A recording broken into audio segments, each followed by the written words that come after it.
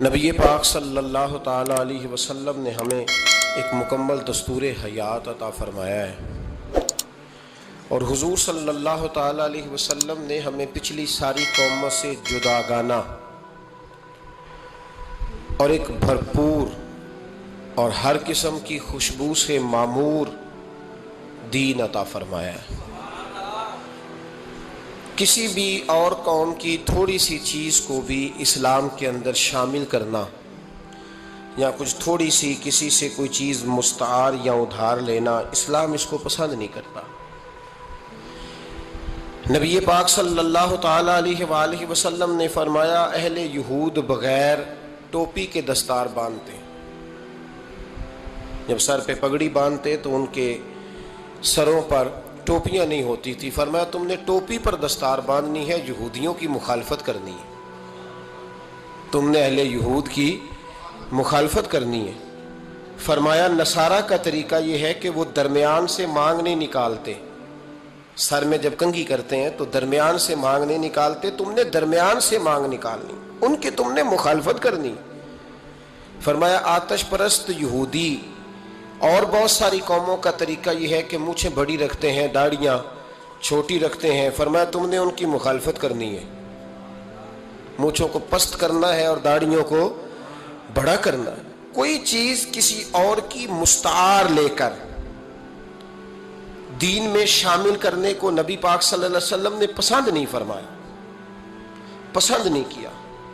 فرمایا یہ کام تم نے نہیں کرنا، تمہاری علیحدہ ایک شناخت ہے، تم مسلمان ہو، تمہارا اٹھنا بیٹھنا کھانا پینا چلنا سونا جاگنا حتیٰ کہ تمہارا نماز جنازہ بھی دوسروں سے منفرد ہے۔ تم لوگوں نے کسی اور قوم کی کسی تھوڑی سی بھی چیز کو اپنے معاملات میں شامل نہیں کرنا۔ اس کو کہتے ہیں دو قومی نظریہ، یہ نظریہ ہے، اسی کی بنیاد پر پاکستان بنا تھا کہ ہندو ایک الگ قوم ہے، مسلمان ایک الگ قوم ہے، ان کا اٹھنا بیٹھنا کھانا پینا ہم سے بالکل علیحدہ ہے اور ہمارا ان سے بالکل علیحدہ ہے، طرز زندگی طرز معاشرت معیشت کہیں ملتی نہیں ہندوؤں سے مسلمانوں۔ لہٰذا ہمیں ایک ایسا وطن چاہیے، ہمیں ایک ایسا وطن چاہیے جس وطن کے اندر مسلمان اپنے طریقے کے مطابق اٹھیں بھی بیٹھیں بھی چلیں بھی سوئیں بھی۔ نماز پڑھنے کے لیے وطن نہیں بنایا گیا کہ ہم نے اذانیں دینی ہیں، نمازیں پڑھنی ہیں، جماعتیں کرانی ہیں۔ یہ کام ہندوستان میں آج بھی ہوتا ہے، وہاں مسجدوں میں اذان بھی ہوتی ہے، جماعت بھی ہوتی ہے، تلاوت بھی ہوتی ہے، مدارس بھی ہیں، مساجد بھی ہیں، عربی ادب بھی ہے، سارا کچھ ہے۔ وہ پریشان کرتے ہیں، اس سے قطع نظر کرتے ہیں، وہ تکلیف دیتے ہیں، لیکن پابندی نہیں ہے۔ یہ سارے کام وہاں بھی۔ پاکستان نماز کے لیے نہیں بنا، پاکستان تلاوت کے لیے فقط نہیں بنا، پاکستان نبی پاک کے نظام کے لیے بنا ہے کہ کچہری میں حضور کا دین نافذ کیا جائے گا، اسمبلی میں نبی پاک کا دین نافذ کیا جائے گا۔ حضرت عمر فاروق رضی اللہ تعالیٰ عنہ کے طریقوں کے مطابق حکمران اس ملک کو چلائیں گے، اس لیے پاکستان بنایا گیا تھا۔ اب تو کوئی یہ نعرہ نہیں نہ لگاتا، کوئی جماعت بھی یہ نعرہ نہیں لگاتی جتنی سیاسی جماعتیں ہیں۔ حالانکہ پاکستان کا نعرہ آج بھی ہر آدمی کو پتہ ہے کہ پاکستان کا مطلب کیا، لا الہ الا اللہ محمد رسول اللہ صلی اللہ تعالی علیہ۔ لیکن کوئی بھی سیاسی جماعت اب اس نعرے کو لگانے کو تیار، بلکہ اس نعرے سے کامتے ہیں سیاسی حکمران، ان کو ڈر آتا ہے، ان کو پتہ ہے کہ جب پاکستان کا ترجمہ لا الہ الا اللہ محمد رسول اللہ ہوگا تو سب سے پہلے ہمارے لیے مشکل بنے گی، ہمیں سب سے پہلے احتساب کے کڑے مراحل سے گزرنا پڑے گا۔ دیکھیں نا، جمہوریت کے لیے اگر پاکستان بنا تھا تو جمہوریت تو میں ہمیشہ کہتا ہوں ہندوستان کی جمہوریت آج بھی پاکستان سے بڑی مستحکم ہے، ایک دفعہ بھی وہاں ڈکٹیٹر کی حکومت نہیں آئی۔ تو یہ جو ہمیں بتایا جاتا ہے، سبق پڑھایا جاتا ہے، ہماری نوجوان نسل آج تک ہر آدمی آتا ہے، میں نے کافی پہلے بھی کہا تھا کہ لوگ ہمیں نئے نئے نکات دیتے ہیں، کوئی 10 نکات دیتا ہے، کوئی 14 نکات دیتا ہے، کوئی 16 نکات دیتا ہے۔ ہمیں ضرورت نہیں تمہارے نکات کی، اس لیے کہ ہمیں سارے نکتے خطبہ حجت الوداع پہ نبی پاک نے عطا فرما دیے صلی اللہ تعالی علیہ وسلم، کسی نکتے کی ضرورت نہیں ہے۔ ہم حاجت نہیں محسوس کرتے. جب کوئی پارٹی منشور دیتی ہے، دستور دیتی ہے، تو میں تو حیران ہوتا ہوں کہ کیا کر رہے ہیں یہ لوگ. ہمیں ضرورت نہیں کسی منشور دستور کی. سارے منشور، سارے دستور، سارے قانون، ساری باتیں آمنہ کے لال ہمیں عطا فرما گئے ہیں. ضرورت نہیں ہے. پاکستان بنا تھا دو قومی نظریے کی بنیاد پر. نظریہ کیا ہے؟ لا الہ الا اللہ محمد رسول اللہ صلی اللہ تعالی علیہ. حکمران اس کو بھول گئے اور انہوں نے قوم کی ذہن سازی اس طرح کی، میڈیا کو ساتھ ملا کے بچوں کا ذہن اس طرح کا بنایا کہ قوم بھی تیار نہیں ہوتی. نظام مصطفیٰ صلی اللہ علیہ وسلم کے لیے قوم تیار، حالانکہ کافر کو آپ کی نماز سے کوئی مسئلہ نہیں. یورپ میں کبھی پابندی لگی ہے کہ مسجد نہ بناؤ؟ کبھی وہاں کسی نے کہا ہے قرآن پاک نہ لے کے آؤ؟ کبھی کسی نے کہا ہے؟ وہاں پابندی نماز پہ نہیں ہے. ان کو ڈر تو نظام مصطفیٰ سے آتا ہے کہ دین نافذ نہیں ہونا چاہیے. تو میرے بھائی، پاکستان ایک نظریاتی وطن ہے. جتنا دوڑ سکتے ہیں میں اور آپ دوڑ لیں، جتنا دوڑ سکتے ہیں. جہاں تک یہ قوم بھاگ سکتی ہے بھاگ لے. یہ اس چہرے کو اپنا لے یا اس چہرے کو اپنا لے یا اس کو آزما کے دیکھ لے. چونکہ اس وطن کی بنیاد کلمہ ہے تو یہاں سکون بھی اسی وقت آئے گا جب حکومت بھی کلمے والے رسول کی آئے گی صلی اللہ تعالی علیہ وسلم، صلی اللہ تعالی. اور اسلام ہر جگہ یہ بتاتا ہے کہ ملک کس کے ہیں؟ اللہ کے. تو نظام کس کا ہونا چاہیے؟ اللہ کا، اللہ کے دین کا. دنیا کی سب سے بڑی ہجرت ہوئی تھی جب پاکستان بنا تھا. دنیا کی سب سے بڑی ہجرت. 10,000 عورتوں کی عزتیں لوٹی گئیں جب یہ وطن بنا. لاکھوں لوگوں نے جانوں کی قربانیاں دیں.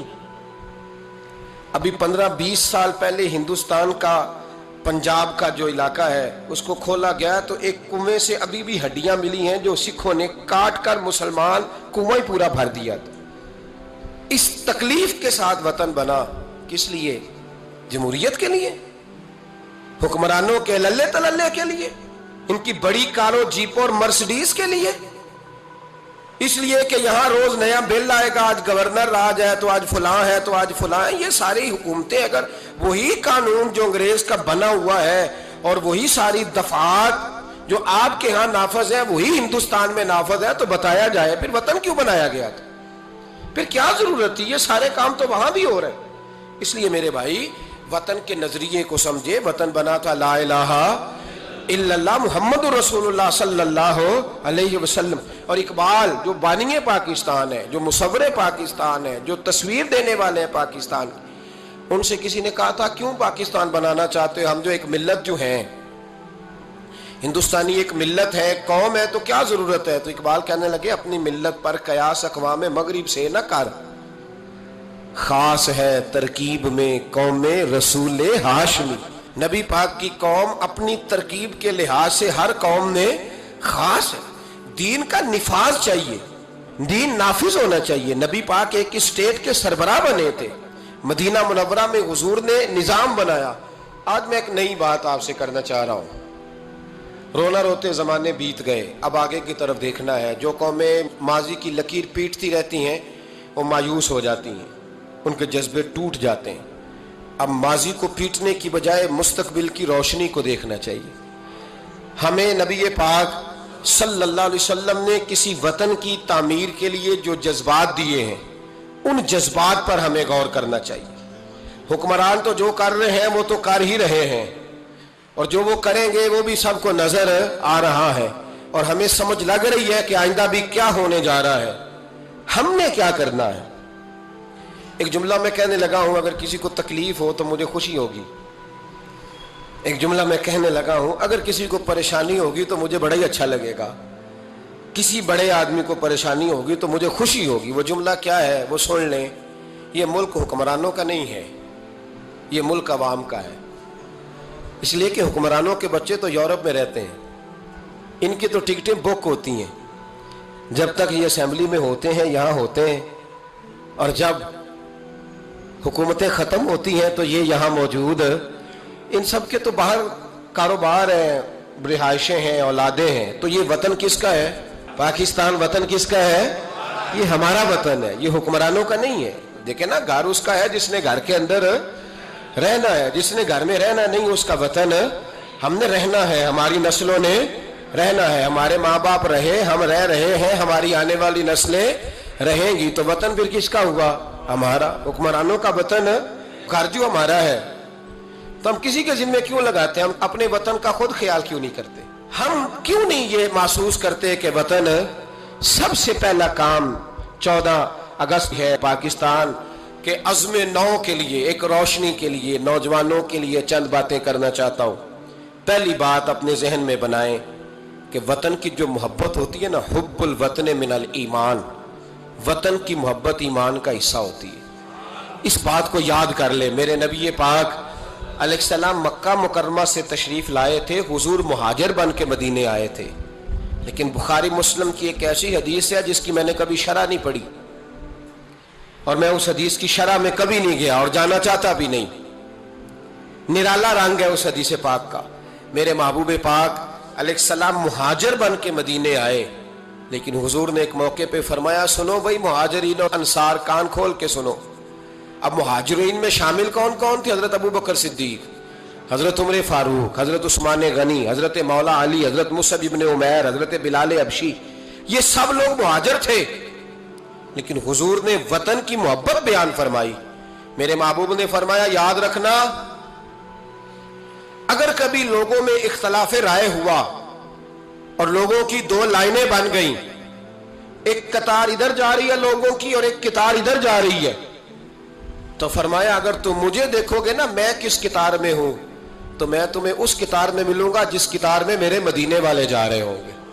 میں کہہ رہا ہوں بلا تبصرہ، بغیر تشریح کے اس روایت کو دیکھیے گا، حضور نے اپنے وطن سے پیار کیا اور اپنے وطن کے لوگوں سے محبت فرمائی۔ حضرت ابو ہریرہ فرماتے ہیں جب ہم سفر سے واپس آتے تھے نا، سفر سے واپس لوٹتے تھے اور مدینہ منورہ کی عمارتیں نظر آتی تھی، مکانات نظر آتے تھے، تو ہم حضور کا جذبہ دیکھتے، میرے محبوب پاک گھوڑے کو تیز کر دیتے، سواری کو دوڑاتے، یا رسول اللہ کیا ہوا؟ فرمایا جلدی کرو میرا شہر آ گیا ہے، میرا علاقہ آ گیا ہے۔ حضور نے اپنے وطن سے پیار کیا، اگرچہ اس وطن کی انفرادیت اپنی جگہ پہ ہے، اس کی عظمت اپنی جگہ۔ ایک پہلو ان حدیثوں سے یہ بھی ملتا ہے کہ جس جگہ ہم رہتے ہیں ہمیں اس وطن سے پیار ہونا چاہیے، ہمیں پاکستانی ہونے پر فخر ہونا چاہیے۔ مدینے کے بعد، مکے کے بعد اگر ہمیں کسی وطن سے پیار کرنا چاہیے تو پاکستان سے کرنا چاہیے، اس کی گلیوں سے، اس کے کھیتوں سے، اس کے کھلیانوں سے، اس کے گاؤں سے، اس کے شہروں سے ہمیں پیار کرنا چاہیے،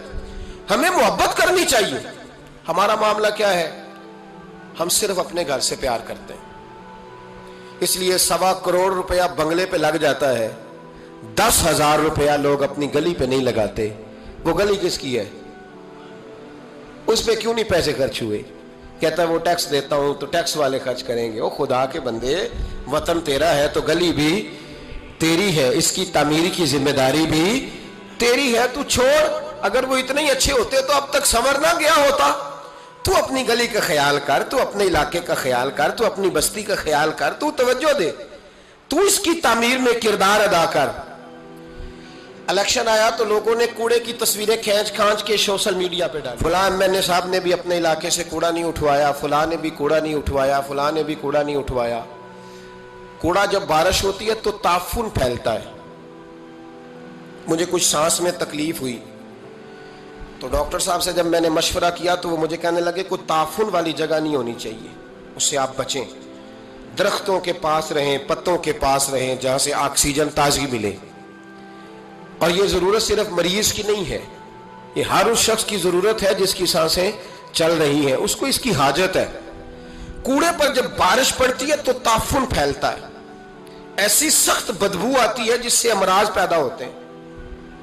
حکمران نے کوڑا نہیں اٹھایا، بلدیہ کے لوگوں نے ذمہ داری محسوس نہیں کی، ایم این اے صاحب کے حلقے میں ڈھیر لگے ہوئے کوڑے کے۔ لیکن ایک سوال ہے، پوچھنے کی اجازت ہونی چاہیے۔ وہ سوال یہ ہے کہ کوڑا اٹھانے والے نے تو نہیں اٹھایا، پر بتائیے کوڑا پھینکا کس نے تھا؟ جو آدمی سودا خریدنے کے لیے 4 گلیاں آگے جا سکتا ہے وہ کوڑا پھینکنے کے لیے بھی تو جا ہی سکتا ہے نا، اس کو پتا ہے نا کوڑا پھینکنے کی جگہ، پھینکا کس نے کوڑا؟ اچھا ایک بات اور ذرا آپ کی توجہ کے لیے، سوشل لوگ ہیں ہم معاشرے کا حصہ ہیں، ہمیں معاشرے میں لوگوں کی ضروریات درپیش رہتی ہیں۔ سوشل لائف میں اگر آپ تھوڑا سا آگے بڑھیں نا، آپ کے گھر میں جو بیٹی کا رشتہ دیکھنے آتا ہے نا، وہ جن چیزوں پر کمنٹس کرتا ہے نا، ان میں ایک چیز یہ بھی ہوتی ہے، وہ لوگ کہتے ہیں بھائی آپ کا گھر بھی اچھا ہے، آپ لوگ بھی اچھے ہیں، لیکن جس علاقے میں آپ رہ رہے ہیں نا، وہ علاقہ صاف ستھرا نہیں ہے، وہ علاقہ اچھا نہیں ہے، وہ اس چوک میں بھی کوڑا پڑا ہے، پچھلے چوک میں بھی کوڑا پڑا ہے۔ تو یہ جو گلیوں میں کوڑا پڑا ہوتا ہے نا، یہ اس مقامی لوگوں کی تہذیب کی عکاسی کرتا ہے۔ آپ اس پہلو پر، یہ میں اپیل کر رہا ہوں، میں گزارش کر رہا ہوں، میرے بزرگ میرے دوست ناراض نہ ہو، میری بات پر توجہ دیں۔ اب سنیں میرے نبی پاک صلی اللہ علیہ وسلم نے ہمیں تربیت کیا دی۔ حضور علیہ السلام فرماتے ہیں، امام رازی نے تفسیر کبیر میں حدیث لکھی ہے، محبوب فرماتے ہیں قیامت کے دن اللہ تبارک و تعالی ایک گناہگار کے بارے میں جنت کا فیصلہ فرما دے گا۔ وہ گناہگار بڑا تھا، بڑا مجرم تھا، بڑا، بندے کو پتا ہوتا ہے نا اپنا کہ وہ کتنا گناہ، وہ گناہگار نہ رب کے کرم پر رو پڑے گا، اپنے رب کی عطا پر شرمندہ ہو کے روئے گا، اور ہاتھ باندھ کے عرض کرے گا مولا میں تو جانتا ہوں میں کیا ہوں، ایسی کون سی میری نیکی تھی کہ تو نے مجھے بخش دیا۔ وہ خود شرمندہ ہو کے تڑپ کے بولتا ہے، تڑپ کے، میری اجرت میری محنت سے زیادہ کیوں ہے، میرے محسن تیرے احسان سے ڈر لگتا ہے۔ تو وہ خود بول پڑا، کہنے لگا مولا مہربانی فرما مجھے بتا یہ میرے اوپر کرم کیسے ہوا، میں تو اس قابل نہیں تھا۔ تو میرے محبوب پاک علیہ السلام فرمانے لگے، رب کریم اس سے فرمائے گا ایک دن رات کو نہ تو اپنی گلی سے گزر رہا تھا، دیکھنے والا کوئی نہیں تھا جو تیری تصویر کھینچ کے سوشل میڈیا پہ ڈالتا، کوئی اخباری نمائندہ نہیں تھا جو فٹافٹ اخبار میں خبر دیتا، کوئی لوگ نعرے لگا، تو اکیلا تھا، رات بھی تھی اندھیرا بھی تھا، گلی سے گزرتے ہوئے تیرے پیر سے کروڑا ٹکرایا تھا، رات تھی، کوئی دیکھنے والا نہیں، تعریف کرنے والا نہیں، تو نے وہ روڑا اٹھا کے پھینک دیا تھا، کیوں پھینکا تھا؟ تو نیکی چونکہ اس کی نظر میں معمولی تھی تو وہ بھول چکا تھا، کہے گا یا اللہ وہ والا روڑا، وہ ایک روڑا مالک کریم، وہ تو میں نے اس لیے اٹھایا تھا کہ میرے محلے میں بوڑھے بھی رہتے ہیں، بیمار بھی رہتے ہیں، بچے بھی رہتے ہیں، کمزور بھی رہتے ہیں، اس لیے اٹھایا تھا کسی کو ٹھوکر نہ لگ جائے۔ میرے محبوب فرماتے ہیں عرش کے مالک نے فرمایا، رب کریم نے فرمایا تو رات کے اندھیروں میں روڑے اٹھا اٹھا کے میرے بندوں کا خیال رکھے تو میں آج قیامت کے دن تیرا خیال نہ رکھوں؟ فرمایا اس ایک روڑے کے اٹھانے کی برکت سے میں نے تیرے لیے جنت کا فیصلہ فرما دیا۔ تو اگر آپ اپنی ہی گلی کا کوڑا اٹھائیں، اگر اپنی ہی گلی کے روڑے اٹھائیں تو اس سے ہمارا وطن سنورے گا، اس سے ہماری گلیوں میں، ہمارے علاقوں میں، ہمارے محلے میں، ہمارے علاقے میں صفائی پھیلے۔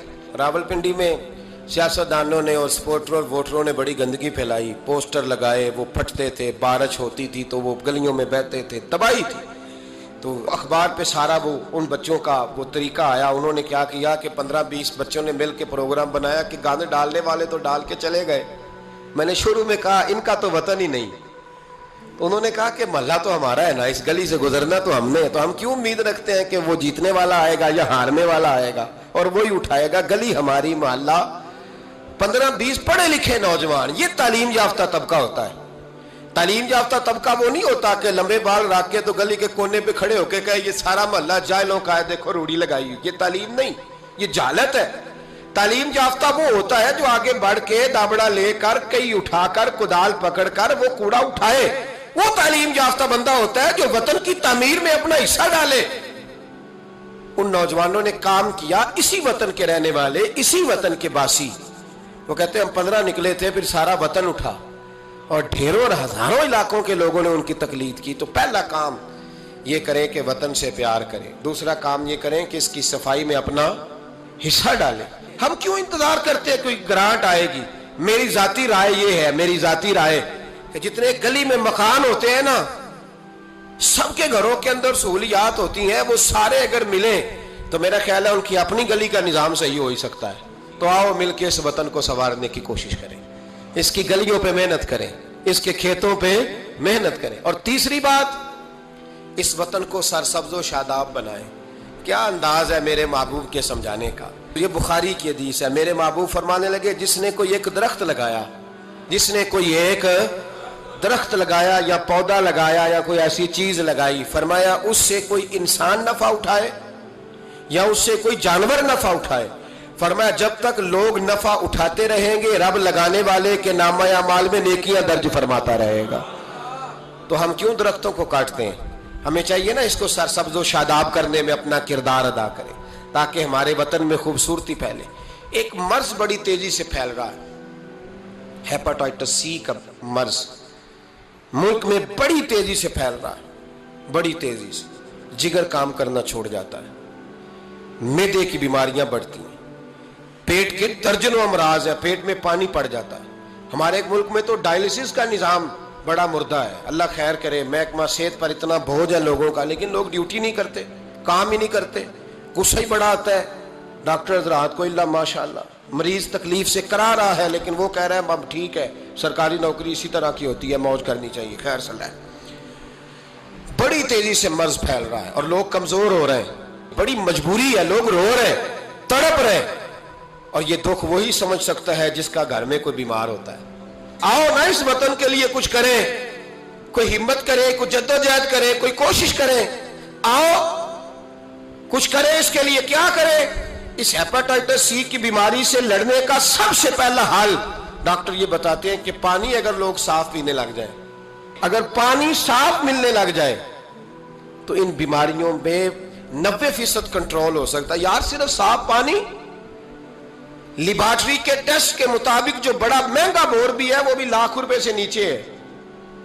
ایک گلی میں اگر ایک بور ہو جائے ایسا جس کا پانی زبردست ہو تو کتنے لوگ ہیں جو بچیں گے؟ کتنے لوگ ہیں جو اس آزمائش سے بچیں گے؟ میں نے مسجد میں وہ بور کرایا ہے، ٹوٹی باہر نکالی۔ میں ایک دن رات کو 1:30 بجے آیا تو باہر ٹوٹی سے 2-3 لوگ پانی بھر رہے تھے، 2-3 لوگ، تو 1:30-2 بجے رات کے۔ تو میں نیچے اترا تو میں نے کہا خیریت ہے؟ اچانک میری طبیعت میں یہ خیال آیا کہ کوئی مجبوری ہو گئی ہوگی اس وقت، کوئی مریض نہ ہو۔ کہنے لگے پانی پینا تھا، گھر میں پانی ختم ہو گیا تھا، تو میں بھی دیر سے آیا ہوں، کہیں گیا ہوا تھا، ابھی پہنچا ہوں۔ تو گھر والوں نے بتایا تو میں نے کہا ٹھہر جاؤ، گھر والا پانی نہیں پینا، میں آپ کو وہ پانی لا کے دیتا ہوں جو لیبارٹری سے ٹیسٹ شدہ ہے، اور 3-4 دفعہ میں نے اس کو بھیج کے ٹیسٹ کرایا۔ اب سنو اس کی بیس کیا ہے، اس کی بیس کیا ہے؟ ہم تو سمجھتے ہیں نا کل شریف پہ صرف چنے رکھنے چاہیے، ہم سمجھتے ہیں کل شریف پہ پھل آنا چاہیے اور بریانی پکنی چاہیے۔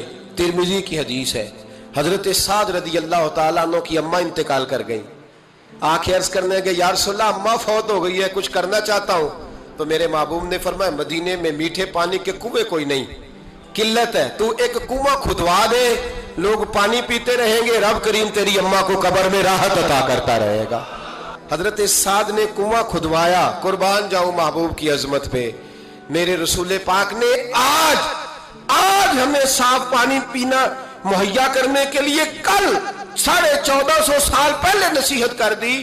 فرمایا یہ کنواں سعد نے اپنی ماں کے لیے کھدوایا ہے، اس کا نام ہے سعد کی ماں کا کنواں، بیر ام سعد حضور نے اس کا نام رکھا۔ کتنا کو خرچ آئے گا اگر گلی والے سارے مل کے ایک صاف پانی کا بندوبست کریں، اپنے دوستوں کو، گلی والوں کو، محلے والوں کو اس وطن کی تعمیر میں اپنا کردار ادا کریں۔ اب کیوں توقع رکھتے ہیں صاحب کے چیئرمین صاحب ہی آگے کریں گے؟ وہ تو ملے نہیں کبھی، جن کی ڈیوٹی تھی گلی گلی گھومنے کی وہ تو کبھی آئے نہیں۔ یہ آپ کے چیئرمین، آپ کے ایم این اے، آپ کے ایم پی اے، یہ اتنی بلندی عظمت کردار نہیں رکھتے کہ یہ آئیں گے، ان کے پاس کہاں وقت ہے گلیوں میں گھومنے کا؟ اصل لوگ تو وہ تھے کہ 24 لاکھ مربع میل کے حکمران جناب عمر فاروق، لیکن چہرے پہ کپڑا ڈال کے ساری رات مدینے کی گلیوں میں گھومتے تھے، ہر دروازے کا خیال رکھتے تھے۔ پر کیا کریں، کس کو سمجھائیں؟ لوگ اپنی مرضی کرتے ہیں۔ آج میں عزم نو کی بات کر رہا ہوں، میں پاکستان کی تعمیر کی بات کر رہا ہوں۔ پہلی بات یہ کہ اس سے پیار کریں، دوسری بات یہ اس کی صفائی کریں، تیسری بات یہ یہاں درخت لگائیں، شجرکاری کریں، اس کو سرسبز کریں، چوتھی بات یہ کہ دیکھیں ہم کتنا کردار ادا کر سکتے ہیں، کسی کو کم از کم صاف پانی مہیا کر دیں۔ دیکھیں نا میرے نبی پاک علیہ الصلوۃ والسلام نے اعلان فرمایا، ایک یہودی کا قبضہ تھا میٹھے پانی کے کنویں پر، تو رسول پاک علیہ الصلوۃ والسلام نے فرمایا یہودی کا قبضہ ہے، مسلمانوں کو پینے کے لیے پانی نہیں دیتا۔ کیا خوبصورت اعلان ہے، پانی नमाज की बात नहीं हो रही, रोजे की बात नहीं हो रही, हज की बात नहीं हो रही, पानी की बात हो रही, पीने के पानी की। कितना बड़ा ऐलान है, लोगों ने दीन को महदूद कर दिया है कि बा मस्जिद के अंदर आके नमाज पढ़ना ही खाली मजहब है, रोजा रखना ही खाली मजहब है। मेरे महबूब पाक अलैहिस्सलाम ने क्या इरशाद फरमाया? हुजूर ने फरमाया यहूदी का कब्जा है, लोगों को पीने के लिए साफ पानी नहीं देता, मीठा पानी नहीं देता। मिंबर पर मस्जिद नबी पर ऐलान कर रहा हूं। हुजूर फरमाने लगे जो उससे कुआं खरीद कर वक्फ करेगा ये मेरे हाथ में जन्नत की टिकट है। हुजूर फरमाने लगे मुस्तफा का वादा है पानी के लिए, यानी पीने का पानी, यानी लोगों के हलक से पानी उतरे। जागो जागो, वतन के लिए करो, मेहनत करो, आगे बढ़ो। मेरे रसूल पाक अलैहिस्सलाम ने फरमाया जो मेरे मदीने वालों के लिए पानी का कुआं वक्फ करेगा मैं जन्नत देता हूं। हजरत सैयदना उस्मान गनी पहुंच गए, उसके पास पहुंचे। 6000 या 7000 दिनार का कुआं था। उसने कहा मैं एक दिन के लिए दूंगा, सिर्फ एक दिन मेरी बारी, एक दिन 6-7 हजार दिनार मांगे। हालांकि कुआं 6-7 हजार दिनार का कुल था। मस्जिद के लिए जमीन की बात नहीं हो रही, मदरसे के लिए जमीन की बात नहीं हो रही, कुएं के लिए पीने का पानी लोगों को मुहैया करना है, आम आवाम को। और उस वक्त सिर्फ बात भी मुसलमानों की नहीं, यहूदी भी पिएंगे, दीगर लोग भी पानी पिएंगे। मेरे नबी पाक अलैहिस्सलाम के गुलाम ने कहा कुआं दे दे। कुल कुआं सारा 6-7 हजार दिनार का था। कहने लगा मैंने नहीं देना। जनाब उस्मान बैठ गए, फरमाया तू बात कर कितने का देगा? उसके मुंह से निकल गया 40,000 दिनार। 40,000 दिनार। मस्जिद की जमीन नहीं खरीदी जा रही, इदारे नहीं बन रहे, अगरचे ये असल है दीन की, खरीदनी चाहिए। पानी का कुआं, वतन की तामीर। जनाब उस्मान गनी रज़ी अल्लाह ताला अन्हु फरमाने लगे तूने अपनी औकात के मुताबिक पैसे मांगे, वरना मैं तो 60,000 दिनार लेके आया था। तेरी औकात इतनी थी, तो यहूदी है ना, तुम्हारी औकात इतनी है, उन्हें औकात के मुताबिक मांगे, मैं 60,000। उसने कहा उस्मान समझ नहीं आई, सारी जिंदगी तजारत करते रहे हो, 40,000 दिनार कुएं के लिए? आप फरमाने लगे तू बेईमान है, तुझे क्या समझ आएगी? अगर किसी को 40,000 के जन्नत की टिकट मिले और मिले भी नबी पाक के दस्ते मुबारक से, फरमाया ये है अर्ज़े जन्नत, ये तैबा की ज़मीं है, जन्नत भी यही, माल के जन्नत भी यही है। आओ पाकिस्तान की तामीर करें, आओ इसकी गलियों से कूड़ा उठाएं, इससे प्यार करें, इससे मोहब्बत करें, यहाँ दरख्त लगाएं, यहाँ साफ पानी पीने के लिए बंदोबस्त करें। और मेरे भाई, मेरा बच्चा अगर तालीम नहीं हासिल करता तो सारी इन्वेस्टमेंट अपने बच्चे पर करने की क्या जरूरत है? आगे बढ़ो ना। वो जो चाय वाले खोखे पे चाय तकसीम कर रहा है वो भी बड़ा लायक है, उसके अब्बे से मुलाकात करो, उसको कहो ला यार मैं तेरे बच्चे का खर्च उठाता हूँ, इसको स्कूल में दाखिल करा। एक इंजीनियर मिलेगा मुल्क को, वो जो गर्मियों के मौसम में ना ठंडे पानी का कूलर लेके बस के पीछे भागता है ना और आवाज देता है एक गिलास पानी का ले लो, एक गिलास। वो बड़ा ज़हीन बच्चा होता है, बड़ा ज़हीन होता है। उसकी माँ को भी बड़ा चाव होता है ये अफसर बन जाए, उसके पास पैसे नहीं होते, वो गरीब का बच्चा है। उसको बुलाओ ना, उसको कहो बेटे आ। कभी कभी किसी चौक में किसी ठेले वाली दुकान पे ब्रेक लगती है ना गाड़ी के, तो छोटे छोटे बच्चे दौड़ के आते हैं, कहते हैं हमारी दुकान से सौदा खरीदो। इनमें बड़ा टैलेंट होता है, बड़े ज़हीन होते हैं। लेकिन ना ये अमीर के बच्चे होते हैं, ना पीर के होते हैं, ना वजीर के होते हैं, इन पर कोई इन्वेस्टमेंट नहीं करता। आओ आज इरादा करें कि हम ज़रूरी तो नहीं कि मेरा बच्चा ही पढ़े, अगर मेरा नहीं पढ़ता तो मैं किसी के बच्चे को किताबें खरीद के दे दूँ, मैं किसी के बच्चे पर थोड़ी मेहनत करूँ। आओ मैं तुम्हें फिर ले चलूँ मदीने की गली में, मेरे मुस्तफ़ा करीम सल्लल्लाहु ताला। हुजूर गुजर रहे, दिन था ईद का, ईद के दिन हुजूर गुजर रहे थे और नबी पाक ने गोद में इमाम हसन हुसैन को बिठाया है, घोड़े पे हुजूर जा रहे हैं। रस्ते में एक बच्चे को रोते हुए देख लिया, मेरे महबूब ने घोड़ा रोका। 10,000 से आबा ईदगाह में ईद की नमाज के लिए मुंतजिर थे। हुजूर नीचे उतरे, बेटे रोते क्यों हो? तो फिर रो पड़ा, कहने लगा यतीम हूं, अब्बा इंतकाल कर गए, हर बच्चे ने नए कपड़े पहने, महबूबा चचा और मामू ने भी मेरी तरफ देखना पसंद नहीं किया, रो रहा हूं। 10,000 नमाजी इंतजार कर रहे, 10,000, और मेरे रसूल पाक वतन के गरीब बच्चों का ख्याल कर रहे हैं। हुजूर घोड़े से उतरे, बच्चे को हाथ लगाया, घर ले गए, कहा फातिमा हसन का कोई नया जोड़ा पड़ा है? कोई नया जोड़ा पड़ा है? बीबी साहबा कहने लगी हुजूर नया तो पहले भी कोई नहीं था, ये थोड़ा ठीक था जो मैंने धुला के हसन को डाला है। आओ अगर मेरा बच्चा नहीं पढ़ता तो किसी के बच्चों पे तवज्जो करें। मेरे महबूब ने फरमाया फातिमा इस तरह कर, हसन को वही वाला दोबारा डाल दे जो पहले डाला हुआ था, और हसन के वजूद से ये कपड़े उतार, ये कपड़े उतार, और इस यतीम के गले में ये कुर्ता डाल। हुजूर क्या मिलेगा? फरमाया जब यतीम राजी होता है तो अल्लाह भी बड़ा ही राजी होता है। इस वतन में अभी भी बड़े बच्चे हैं जो स्कूलों से बाहर हैं, उनकी मजबूरी है, उनकी अम्मा ने दवाई खानी है, वो अभी भी खील मरुंडा लेके बेच रहे हैं, वो अभी भी गुब्बारे बेचने निकले हुए हैं। इस वतन में बड़ी गुर्बत है, बड़ा दुख है, बड़ी आजमाइश। इस पर बड़ी बातें मेरे आशिया ख्याल में हैं, लेकिन वक्त नहीं है, मुझे आगे बढ़ना है। फिर इस वतन के दिफा में अपना किरदार अदा करो। एक मौलवी साहब बेचारे सीट नहीं जीत सके तो उन्होंने कहा हम 14 अगस्त ही नहीं मनाएंगे। ये वो बेईमानों का ग्रुप है जिन्होंने कहा था कि शुक्र है हम पाकिस्तान बनने के गुनाह में शरीक नहीं हुए। किस तरह ये लोग पार्लियामेंट में जाते हैं, किस तरह हमारे नुमाइंदे बन गए। ये वो लोग हैं जिन्होंने कहा था शुक्र है हम पाकिस्तान बनने के गुनाह में शरीक है, और ख्वाजा कमरुद्दीन सियालवी को खत लिखा था कायदे आजम ने, अमीर मिल्लत पीर जमात अली शाह साहब को खत लिखा था कायदे आजम ने कि अगर अहले सुन्नत के पीर मदद ना करते तो पाकिस्तान बन ही नहीं सकता था। अभी भी तुम्हें होश नहीं आई, अभी भी तुम्हें नहीं पता कि पाकिस्तान के दोस्त कौन है और दुश्मन है। 14 अगस्त नहीं मनाएंगे, तुम इस काबिल ही नहीं हो कि तुम मना सको। तुम्हारे तो जराने अभी भी बाहर है, इनका ये वतन नहीं है। ये कहते हैं अगर इस वतन में हमें कुर्सियां दोगे तो हम वतन के दोस्त है, वरना हम वतन के दोस्त।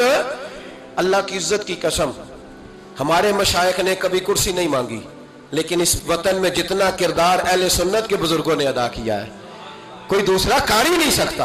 वो कहते हैं 14 अगस्त नहीं मनाएंगे, तू मना भी नहीं सकता और तुझे मनानी चाहिए भी, इसलिए कि तुम्हारा इस वतन से कोई ताल्लुक है। ये अमीर मिल्लत पीर जमात अली शाह साहब का वतन है, ये मुहद्दिस आजम पाकिस्तान मौलाना सरदार अहमद का वतन है, ये ख्वाजा कमरुद्दीन सियालवी का वतन है। तुम्हारा वतन है, तुम वहीं चले जाओ जहां से तुम आए हो, वहीं तुम अच्छे लगते हो। तो मेरे भाई वतन की दिफा, वतन की हिफाजत, नौजवान जरूर इस बात पर तवज्जो करें। हजरत अनस बिन मालिक रदी अल्लाह तआला अन्हु फरमाते हैं मदीने के कोने से ना अचानक रात को जोर जोर से चिल्लाने की आवाज आने लगी। जब रात को कोई ऐसा धमाका होता है ना तो लोग एक दूसरे को जगाते हैं।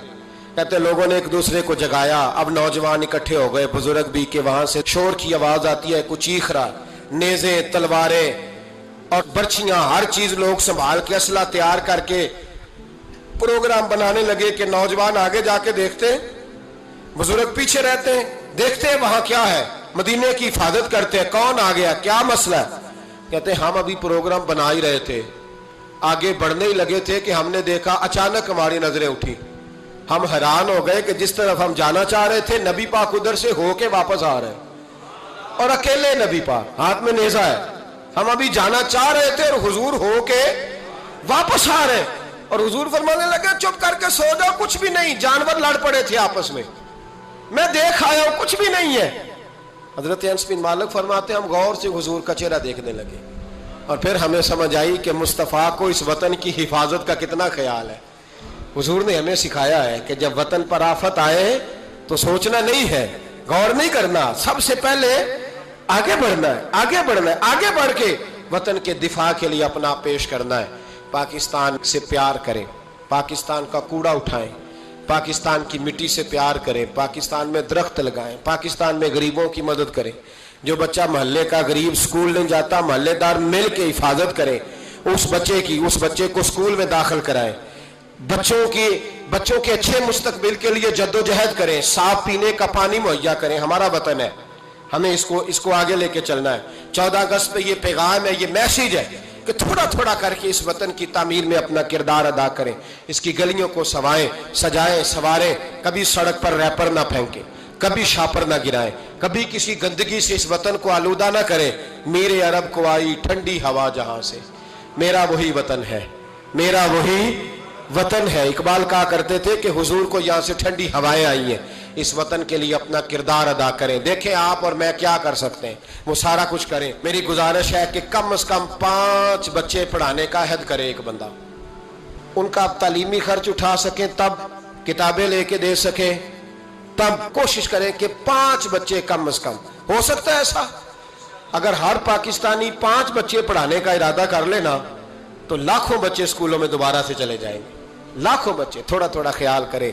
اور اگر کوئی وہ کام کرے جو امام اعظم کرتے تھے, غریب کے بچے کو لے آتے تھے اور فرماتے تھے میں تیرے گھر کا خرچہ دوں گا, تو تعلیم حاصل کر. اسی کو وظائف کہا جاتا ہے. یہ کام کریں. میری دعا ہے یہ وطن قیامت کی صبح تک قائم رہے اور اس وطن سے روشنیاں پھوٹتی رہیں. یہ امت مسلمہ کی قیادت کرے. آخر دعوانا ان الحمدللہ.